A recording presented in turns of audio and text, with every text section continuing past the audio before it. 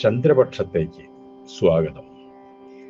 മനുഷ്യന്റെ ദുഃഖങ്ങൾക്ക് കാരണം അവന്റെ ചിന്തയുടെ പ്രത്യേകതകളാണ്.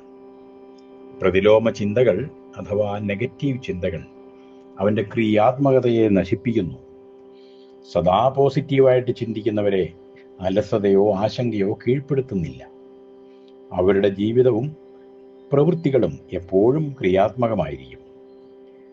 നമ്മൾ എന്നും നന്മയെ കണ്ടെത്തുന്നത് ഭൂതകാലത്തിലാണ്. പണ്ട് എൻ്റെ ചെറുപ്പത്തിൽ അതെത്ര നല്ല കാലമായിരുന്നു എന്ന് ചിന്തിക്കാത്തവർ ചുരുക്കം. നമ്മുടെ പൂർവികരും ഇങ്ങനെ തന്നെയാണ് പറഞ്ഞിരുന്നത്. എന്നാൽ ആ നല്ല കാലം എന്തെല്ലാം പ്രതിസന്ധികൾ സമ്മാനിച്ചാണ് കടന്നുപോയതെന്ന് ഓർമ്മിക്കുന്നില്ല.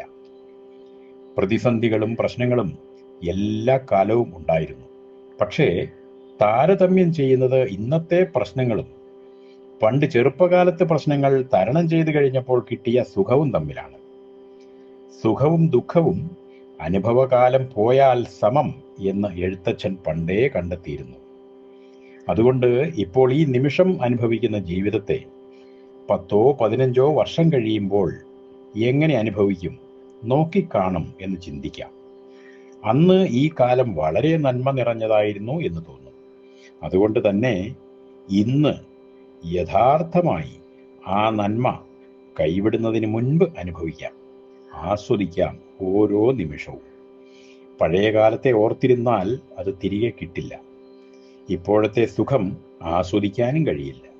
അതുകൊണ്ട് ഭാവിയിൽ നിന്നുകൊണ്ട് ആസ്വദിക്കാൻ പോകുന്ന ആ പഴയ കാലമായി ഇന്നിനെ കൈവിട്ട് പോകുന്നതിന് മുൻപ് അനുഭവിക്കാം, ആസ്വദിക്കാം, ആഘോഷിക്കാം. ഭൂതകാലത്തിലോ ഭാവി കാലത്തിലോ ഉള്ള ജീവിതത്തെ അല്ല അനുഭവിക്കേണ്ടത്, ഇന്ന് ഇപ്പോൾ ഈ വർത്തമാന കാലത്തുള്ളതിനെയാണ്. ഹരി ഓം.